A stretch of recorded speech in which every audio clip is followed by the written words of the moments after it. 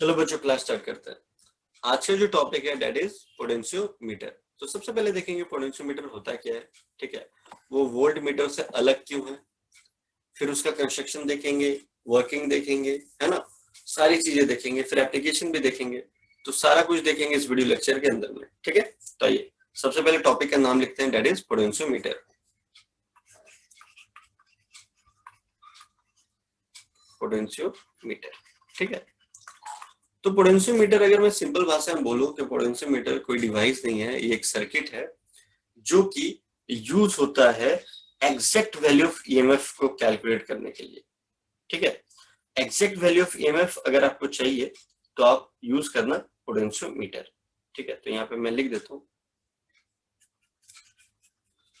ये आपको क्या प्रोवाइड करेगा, एग्जैक्ट वैल्यू ऑफ ईएमएफ। ठीक है, आप अगर एग्जैक्ट वैल्यू ना बोल करके अगर मोर एक्यूरेट भी बोलोगे तो चलेगा, मोर एक्यूरेट। ठीक है, फिर आपके मन में क्वेश्चन आ रहा होगा कि सर मोर एक्यूरेट किससे, तो मैं बोलूंगा वोल्ट मीटर से। फिर आपके दिमाग में दिमाग की बत्ती जलेगी, फिर आपको लगेगा अरे सर वोल्ट मीटर भी तो सेम काम करता है जो आप पोटेंशियोमीटर बता रहे हैं। तो सर पोटेंशियोमीटर एग्जैक्ट वैल्यू दे रहा है, तो फिर वोल्ट मीटर क्या देता है सर? तो वोल्ट मीटर जो देता है हमें, वो देता है कन्वीनियंट वैल्यू, है ना। आज के बाद से याद रखिएगा, वोल्ट मीटर जो हमें देता है वो कन्वीनियंट वैल्यू देता है। तो कन्वीनियंट का मतलब पता ही आपको चल जाएगा, है ना। बट अगर एक्यूरेट चाहिए तो हम पोटेंशियोमीटर यूज करेंगे, इसलिए यहाँ पे लिखा गया था more accurate then volt meter. ठीक है, अब मेरा क्वेश्चन आप लोग से ये है कि सर अगर पोटेंशियोमीटर मिल ही गया हमें एग्जैक्ट वैल्यू नापने के लिए, फिर वोल्ट मीटर का यूज क्या सर? हटाइए फिर वोल्ट मीटर को, है ना। तो मैं बोलूंगा कि वोल्ट मीटर का जो साइज है वो काफी स्मॉल होता है और काफी कन्वीनियंट होता है यूज करने में। लाइक अगर नापना है पोटेंशियल डिफरेंस, सर्किट में लगाया, है ना, और उसका वो रीडिंग देख लिया, बस नोट डाउन कर लिया। बट ऐसा पोटेंशियोमीटर में नहीं होता है। अब क्या होता है वो आपको कंस्ट्रक्शन वर्किंग में बताऊंगा। ठीक है, अब पोटेंशियोमीटर के यूजेस देख लो, पोटेंशियोमीटर के यूजेस देख लेते हैं क्या क्या यूजेस का। सबसे पहला जो यूज है इसका, टू मेजर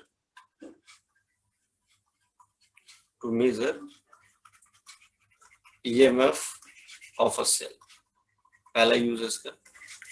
दूसरा जो है कंपेयर कर सकते हो आप लोग, जैसे दो सेल ले लिया, उसका ईएमएफ को कंपेयर कर लिया, तो आप लोग बोल सकते हो to compare EMF of two cells. फिर थर्ड इसका यूज क्या है, आप डिटरमाइन कर सकते हो internal resistance of the cell. तो यहाँ पे लिख सकते हैं हम लोग to determine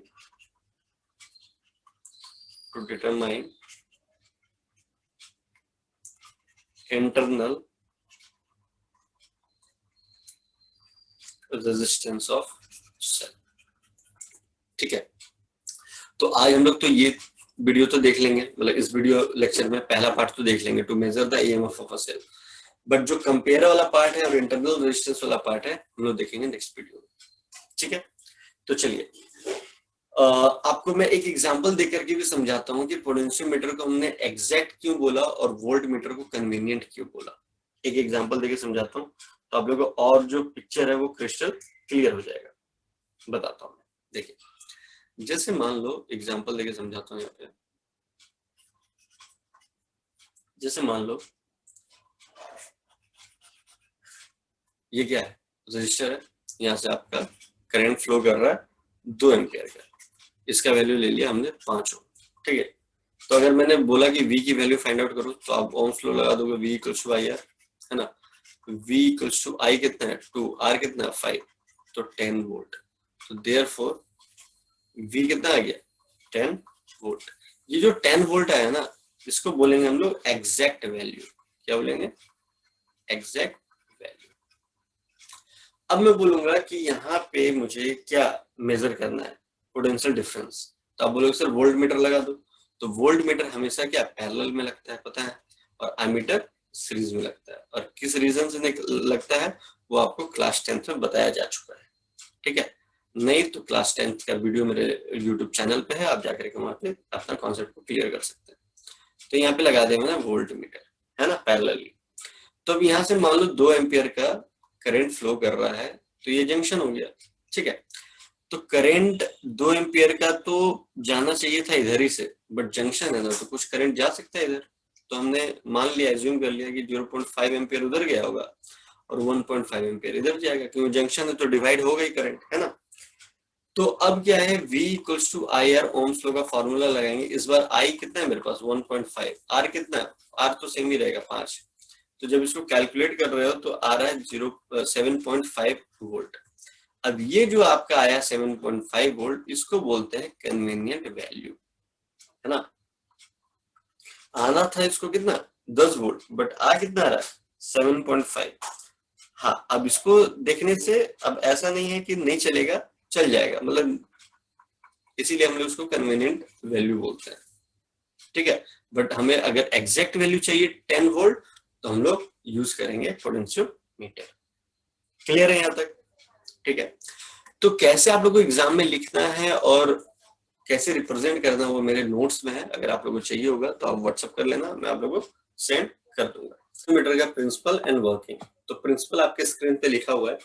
potentiometer is based on the principal that potential drop across any portion of the wire of uniform cross section। Uniform cross section का मतलब क्या हो गया कि जो वायर होगा ना वो एकदम सेम तरीके का होगा, ऐसा नहीं एक तरफ मोटा एक तरफ पतला होगा, ठीक है। Uniform cross section is proportional to the length of the portion of the wire when a constant current flow through it. मतलब अभी सर्किट को बता करके मैं समझाऊंगा आप लोगों को, ठीक है, कि लाइक क्यों ये वर्ड बोला जा रहा है कि एक कांस्टेंट करंट जब फ्लो करेगा तो उसका जो length of the portion of the wire है, ठीक है, उसके डायरेक्टली प्रोपोर्शनल हो जाएगा।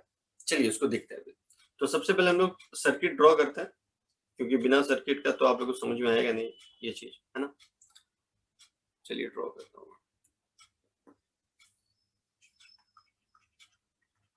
सर्किट क्या है, देखिए ये लिया हमने एक बैटरी, ठीक है, आप ईएमएफ बोल दो। उसके बाद यहाँ पे एक रजिस्टर है, यहाँ पे रजिस्टर बॉक्स ले लिया, और यहाँ पे रेजिस्टिव वायर, ठीक है, इसको हम लोगों ने बोला रेजिस्टिव वायर, ठीक है। अब जरा ध्यान से देखना, अगर ये करंट जो फ्लो कर रहा है तो जितना करंट जा रहा है उतना ही करंट वापस भी आ रहा है, ठीक है। अब दूसरी चीज, यहाँ पे जो ये वाला ईएमएफ है, ये ईएमएफ वो वाला ईएमएफ नहीं है जो कैलकुलेट करना है, ये वो वाला ईएमएफ है जो आपको सफिशिएंट करंट प्रोवाइड कर रहा है यहाँ पे, ठीक है। तो उसको मेन बैटरी भी बोल सकते हो यहाँ पे, या ऑक्सिलरी बैटरी, मेन बैटरी बोल दो या ऑक्सिलरी बैटरी बोल दो, क्या फर्क पड़ता है, ठीक है। अब जरा ध्यान से, अब आपके दिमाग में ये क्वेश्चन आ रहा होगा सर यहाँ पे रेजिस्टिव वायर जो है वो किसका बना होता है। तो मैं आपको बोलूंगा रेजिस्टिव वायर जो है वो मैग्नीन या कॉपर वायर आप ले सकते हो। बट अब फिर से क्वेश्चन आ रहा होगा कि सर सिर्फ मैग्नीन ही क्यों लिया, कोई और अदर मेटल का क्यों नहीं आपने लिया। तो अगर अदर मेटल ले लोगे ना तो टेम्परेचर के साथ वो चेंज होगा, ठीक है। बट यहाँ पे इसका जो रेजिस्टेंस है मैग्नीन का, its resistance does not change with the increase in temperature. That's why we are using that magnet as a resistive wire, ठीक है। ये वाला पार्ट हो गया। इसके बाद अब इसका वर्किंग हम लोग समझते हैं।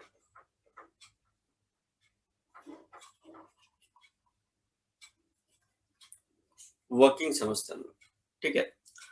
तो वर्किंग अगर हमने सपोज कर लिया यहाँ पे A is the area of cross section और रो ले लिया resistivity of the material of the wire, तो हम रेजिस्टेंस का फॉर्मूला क्या हो सकता है, R equals to rho L by A बोल सकते हैं हम लोग, वेयर L क्या है, लेंथ ऑफ द वायर है, ठीक है। अब दूसरी चीज, अगर मैं आपको बोलूं इफ चल क्यों नहीं रहा, एक सेकंड जस्ट वेट। अब चलो, if current I flowing through the wire,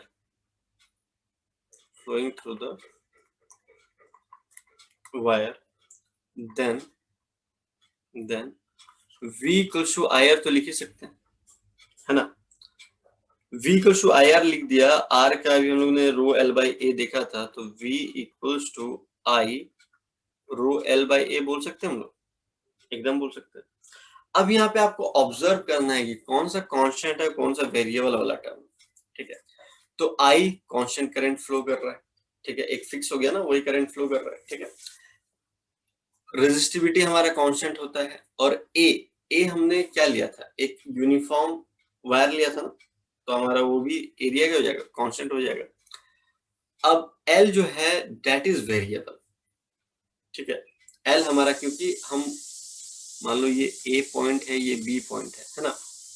अभी ए बी का हम लोग पोटेंशियल डिफरेंस निकाल सकते हैं, या ए यहाँ पे पॉइंट ले लिया, यहाँ पे पॉइंट ले लिया, कहीं पे पॉइंट ले लिया ना, तो एल जो है हमारा वो चेंज करता रहेगा, ठीक है।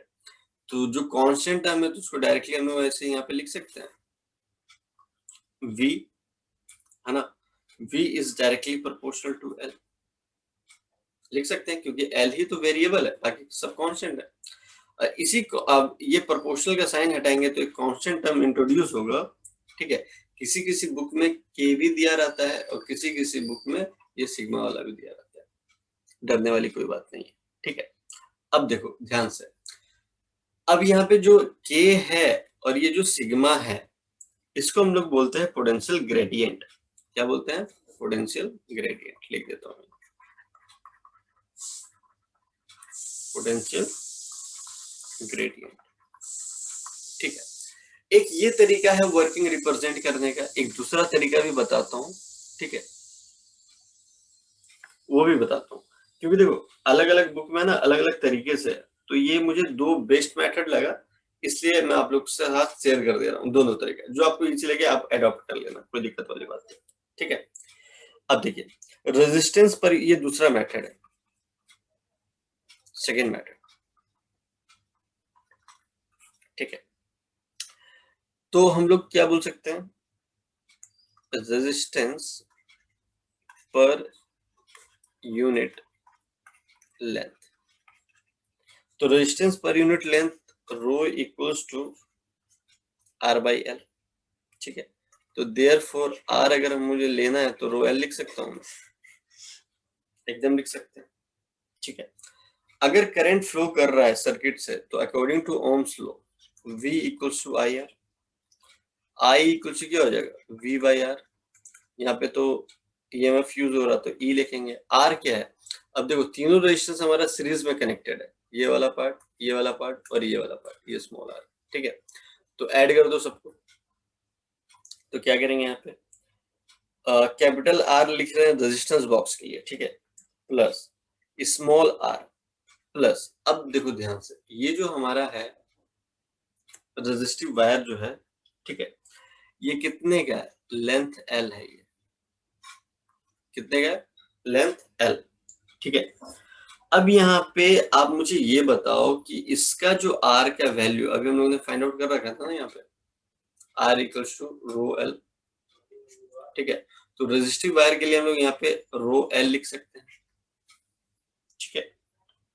अब पोटेंशियल डिफरेंस बिटवीन ए, अब देखो यहाँ से मान लो कोई पॉइंट मैंने ले लिया ये C, तो पोटेंशियल डिफरेंस बिटवीन AC अगर आपको कोई बोलेगा फाइंड आउट करने के लिए, तो क्या बोलोगे आप, यहाँ पे लिख देता हूँ,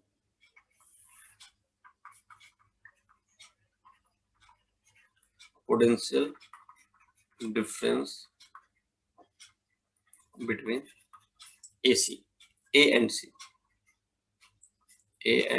C, तो VAC हमारा क्या हो जाएगा, देखो IR, तो R तो I तो हमारा कांस्टेंट है, तो R VAC, तो R भी तो AC होगा ना, AC वाला लेंगे हम लोग, है ना।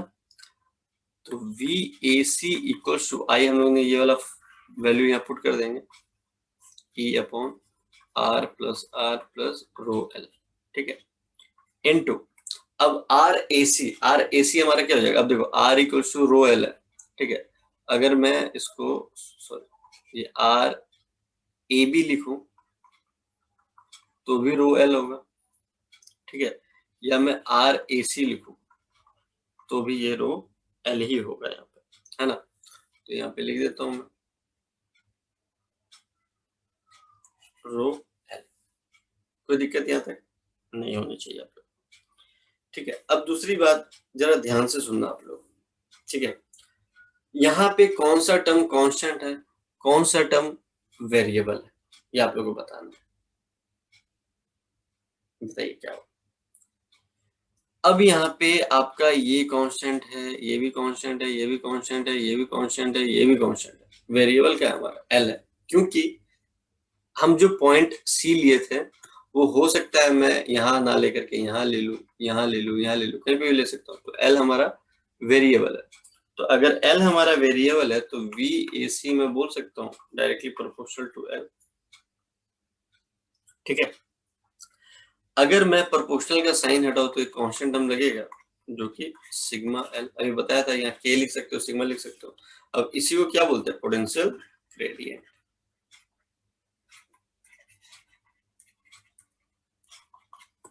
ठीक है। तो पोटेंशियल ग्रेडियंट का फॉर्मूला क्या हो जाएगा, sigma equal to V A C upon L, ये आपका क्या हो गया, पोटेंशियल ग्रेडियंट फाइंड आउट करने का फॉर्मूला, ठीक है। तो आप यहां से एक चीज ऑब्जर्व कर रहे हो, क्या ऑब्जर्व कर रहे हो, here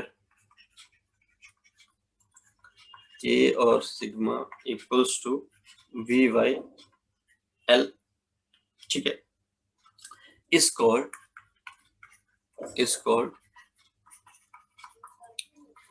potential gradient,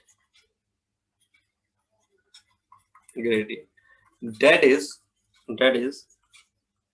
the fall of potential per unit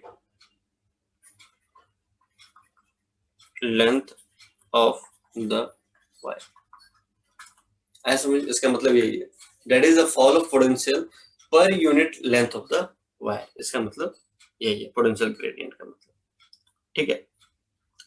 अब क्वेश्चन फिर ये सेंसिटिविटी वाली बात आ जाती है कि सर सेंसिटिविटी ऑफ पोटेंशियोमीटर क्या होता है, तो मैं आपको बोलूंगा sensitivity of potentiometer depends on the potential gradient, यहाँ पे छोटा सा टॉपिक है वो भी मैं डिस्कस कर देता हूँ, सेंसिटिविटी ऑफ अ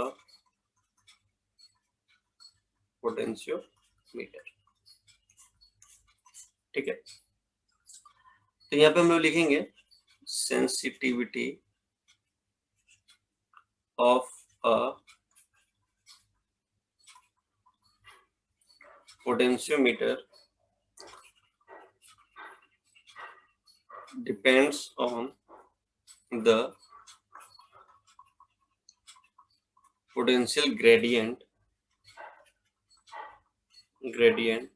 के, इसका मतलब क्या हुआ, lesser the potential gradient higher will be the sensitivity of the potentiometer, मतलब अगर मैं आपको बोलूं सेंसिटिविटी, इसका मतलब यही हो जाएगा कि सेंसिटिविटी क्या हो जाएगा, इनवर्सली प्रोपोर्शनल हो जाएगा पोटेंशियल ग्रेडियंट के,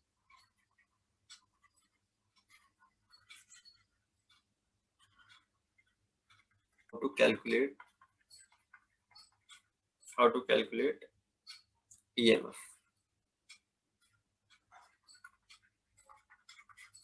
ठीक है। तो देखिए ये हमारा रेजिस्टिव वायर था,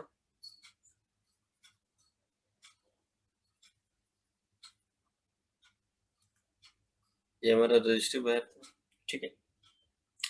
अब हमने क्या करा कि यहाँ पे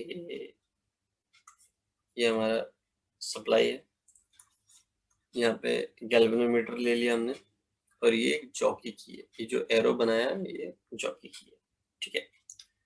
तो अगर मैंने जॉकी की को यहाँ पे रखा हुआ है, ठीक है, तो फिर ये क्या हो जाएगा, सिग्मा एल ये आपका ए, ठीक है, और ये पॉइंट बी है। अगर मैं आपको बोलूं कि नेट वैल्यू निकालिए, नेट वैल्यू, तो आप क्या बोलोगे? नेट वैल्यू निकालने के लिए आप बोलोगे सर केवीएल लगा दो यहाँ पे। तो केवीएल लगाने से नेट वैल्यू क्या होगा? ये हमारा ई है, ई नेगेटिव टू पॉजिटिव जा रहे हैं ना, नेगेटिव टू पॉजिटिव, पॉजिटिव लेंगे, फिर रेजिस्टेंस हम लोग यहाँ से यहाँ जा रहे हैं तो माइनस रो एल, ठीक है। अब case number one, case number one, case number one, अब इस जॉकी की को हम इस पॉइंट पे रख देते हैं, ए पे रख देते हैं, तो लेंथ हमारा क्या हो जाएगा? जीरो नहीं हो जाएगा? लेंथ हमारा जीरो हो जाएगा। तो लेंथ अगर जीरो होगा तो नेट वैल्यू क्या आएगा? ई माइनस जीरो, तो नेट वैल्यू आपका आया ई, जो कि आपको फाइंड आउट करना है, और ये फाइंड आउट तो हुआ ही नहीं है ना, तो ये कोई काम का है नहीं। तो केस टू देखते हैं, केस टू देखते हैं। अब हमने क्या करा कि जॉकी पॉइंट को यहां से अब ए से मूव कराते हुए पॉइंट बी की तरफ लेके जा रहे हैं। किधर लेके जा रहे हैं? पॉइंट बी की तरफ। तो पॉइंट बी की तरफ हम लोग लेके जाएंगे तो वैल्यू ऑफ एल क्या होगा? इंक्रीज होगा। एल क्या होगा? इंक्रीज होगा। अगर बी की तरफ लेके जाएंगे, जो कि यहाँ था ना, अब बी की तरफ लेकर के जाएंगे स्लाइड करते करते करते करते, तो वो एल की वैल्यू बढ़ेगी। तो नेट वैल्यू का फॉर्मूला क्या था हमारे पास? नेट वैल्यू का फॉर्मूला था ई माइनस सिग्मा एल। तो अगर मान लो एल इंक्रीज करेगा तो भैया ऑब्वियस से बात है नेट वैल्यू डिक्रीज कर जाएगा, ठीक है। और ये हम लोग तब तक करते रहेंगे, तब तक करते रहेंगे जब तक हमारा जी जो है ये डिफ्लेक्शन शो करना ना बंद ना कर दे, जी जब तक जीरो ना हो जाए। जी जीरो हुआ तो नेट वैल्यू क्या बोल दोगे? जीरो। नेट वैल्यू क्या बोल दोगे? जीरो। तो e minus sigma equal to zero, और ई इक्वल टू लिख सकते हैं हम लोग सिग्मा। ये तो फाइंड आउट करना था, ठीक है। तो समझ में आया आप लोगों को? दो केस दे करके भी आप लोगों को समझा दिया, ठीक है। और उसके बाद आप लोगों को ये भी पता होना चाहिए, छोटी छोटी चीजें हैं यहाँ पे, क्या कि अगर मान लो तीन कंडीशन आप लोगों को देता हूँ, ठीक है, और मैं पूछूंगा आप लोग से गैल्वेनोमीटर डिफ्लेक्शन किधर शो करेगा या करेगा कि नहीं करेगा।